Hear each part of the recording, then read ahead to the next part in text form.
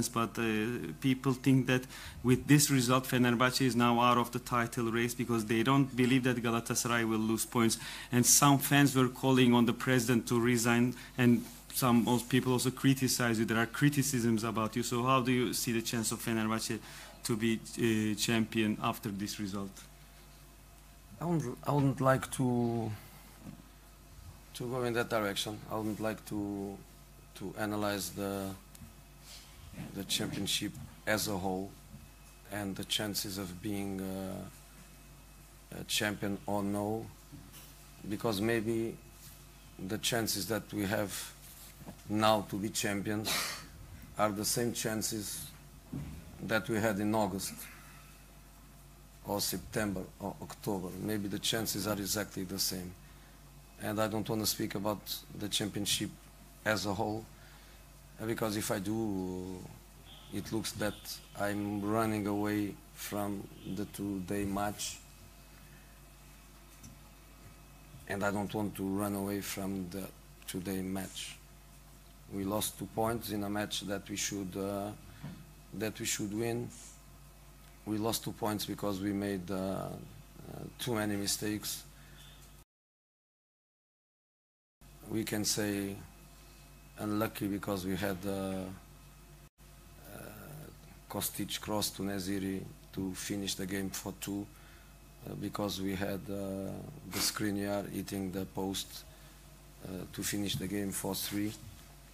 But independent of that, let's say, bad luck, we made mistakes and we pay the result for the mistakes that we made. So I prefer to focus on the match because I am the coach, and the result, of course, is a bad result. To speak about the championship and the chances of winning it, I think is a long story.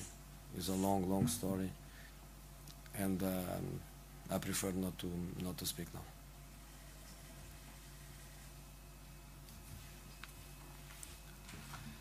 Ben bu yönde gitmek istemiyorum. Şampiyonayı, ligi genel olarak değerlendirmek istemiyorum. Şansımız var mı yok mu bunu değerlendirmek istemiyorum. Çünkü şöyle, belki de şu anki şansımız Ağustos ayında, Eylül ayında ya da Ekim ayında şansımız ne kadarsa belki şu anda da aynıdır. Ama ben genel olarak lig yarışını değerlendirmek istemiyorum. Çünkü eğer bunu yaparsam sanki bugünkü maçı konuşmaktan kaçıyor gibi olurum ve bugünkü maçı konuşuyor olmaktan kaçmak istemiyorum. Bugün kazanmamız gereken bir maçta 2 puan kaybettik. Bunun sebebi de çok fazla hatalar yapmamış olmamızda. Aynı zamanda şanssızlıkta diyebiliriz. Çünkü Kostic'in En-Nesyri'ye yapmış olduğu ortada maç 4-2 olabilirdi ve bitebilirdi. Aynı şekilde Skriniar'ın da direkten dönen topunda 4-2 olup maçı bitirebilirdik. Ama bütün bunlardan bağımsız olarak şöyle söyleyebilirim ki şanssızlık, hatalar yaptık ve bu maçta yapmış olduğumuz hataların bedelini ödedik. Ben bugünkü maça odaklanmak istiyorum. Çünkü bu takımın teknik direktörü benim ve bugün kötü bir sonuç aldık. Şampiyonluk yarışı konuşmak istesem çok uzun bir hikaye olur. O yüzden şu anda konuşmamayı tercih ediyorum bu konuyu. Efendim Öztaş KRT. Benim bugünkü oyunla hakkında genel bir sorum olacak. Bugün Fenerbahçe neleri yanlış yaptı? Bu ilk sorum. İkinci sorum ise camiada bir kriz ortamı var. Kendisi de kriz ortamlarından çıkabilen bir isim. Camiaya ve taraftara nasıl bir mesaj verebilir bu saatten sonra? So he asked 2 questions. What did Fenerbahçe do wrong today? And the second question is that now there is a crisis in the club and you know very well how to deal with the crisis. So what kind of message would you like to give to the club and to the fans? I'm used to deal with crises inside my dressing room. I am the leader of the dressing room. When there are problems in the dressing room, when there are emotional crises or result crises or both at the same time, I have to deal with it, and I'm used to deal with it, and many times the opposite, which is sometimes to deal with incredible happiness, incredible euphoria, incredible optimism. That is my area. That is my area of control. What we did wrong is we lost an incredible number of balls in midfield. And if you look at the 3 goals that we conceded, they had something in common, which was a bad pass, a mistake, no marking in the area, and goal. The first one was a ball in depth, but the second and the third, there is no pressure on the ball, on the cross, there is no marking in the box. We were losing 2-1, and losing 2-1, I had to risk everything. I risked everything. I played only with one defender, Skriniar, and then Bright in one side and Kostic in another side. They are full backs. We played with one. We went to 2-2, 3-2, and then on the 3-2, I have only 2 changes to make. I tried to give a balance to the team, which I think we did, but then we're missing the specificity of the positions. The third goal, Bright has to mark in the box, but he's not a central defender. In the second goal, Diego has to mark in the box, and he's a central defender. So, but very similar, these two goals. And all the 3 goals were balls that we lost.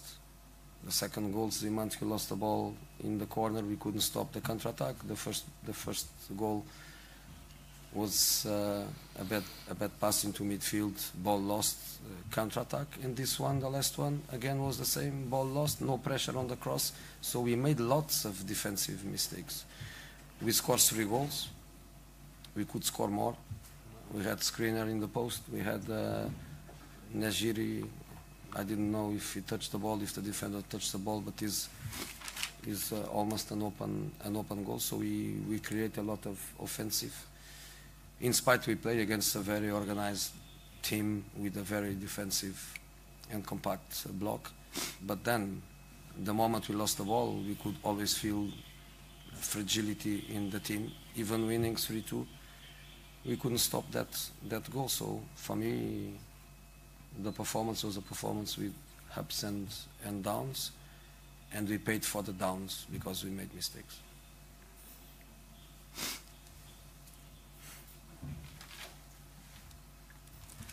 Ben soyunma odasının içerisindeki krizlerle baş etmeye alışkınım. Çünkü soyunma odasının lideri benim. Orada duygusal bir problem olduğunda veya sonuçla ilgili bir problem olduğunda veya ikisi birden olduğunda bu tarz sorunlarla baş etmeye alışkınım. Bazen de tersi de olabiliyor. Çok fazla mutluluk, öforya veya optimizm olduğunda da bunu kontrol etmem gerekiyor. Evet, benim alanım bu.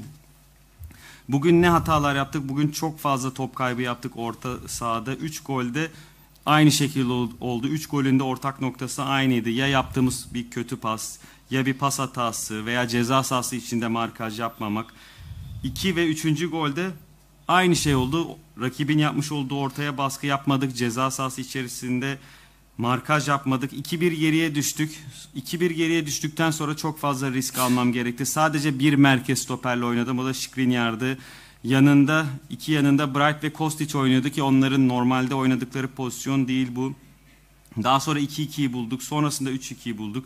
3-2'yi bulduktan sonra 2 değişiklik yapma hakkım vardı. Orada birazcık takıma denge katmaya çalıştım ama pozisyonel anlamda spesifik hatalar yaptık. 3. yemiş olduğumuz golde Bright'ın ceza sahası içerisinde markaj yapması gerekiyordu ama yapmadı. Ki normalde kendisinin pozisyonu değil bu. 2. golde Diego bir merkez stoper, onun da ceza sahası içinde markaj yapması gerekiyordu ama yapmadı. 3. yemiş olduğumuz gol top kaybı sonrası geldi. 2. yemiş olduğumuz gol Seba'nın yapmış olduğu, kenarda yapmış olduğu bir top kaybı sonrası, orada kontrata durduramadık.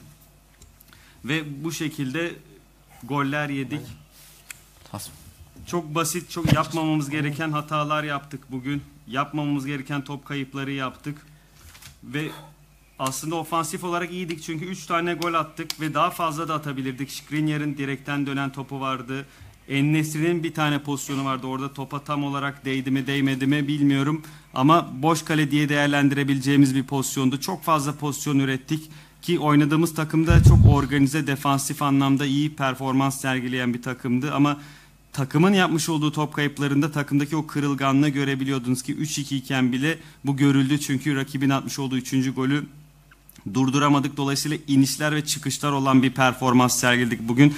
O inişlerde de yapmış olduğumuz hataların bedelini ödedik. Son soru İrfan Bey.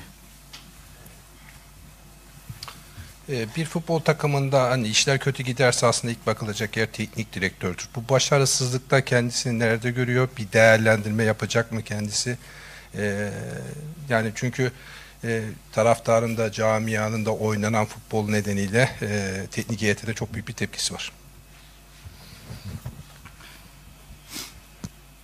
So when things go bad in a football team, first one to blame is always the head coach. So where do you put yourself in this situation? Are you going to do a self-reflection? Are you going to do an auto-criticization?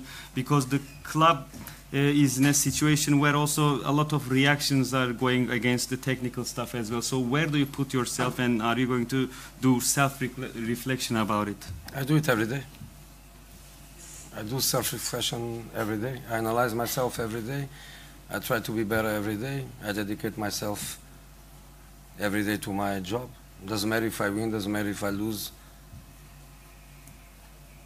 There is nothing that changed on my approach.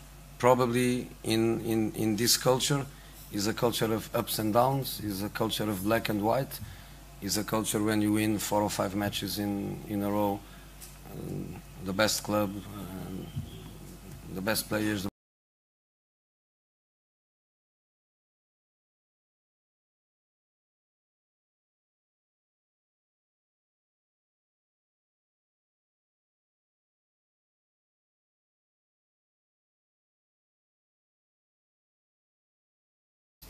So nothing changed. The only thing that changed is the happiness. More happy, less happy, more unhappy, more hungry, less hungry, but in relation to my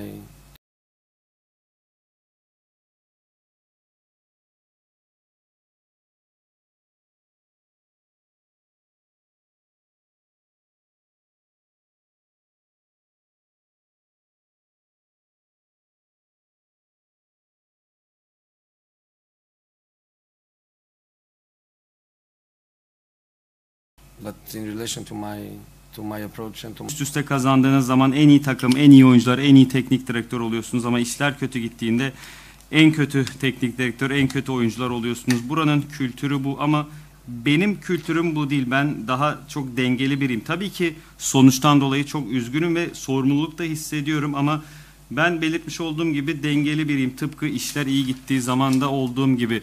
Değişen ne oluyor?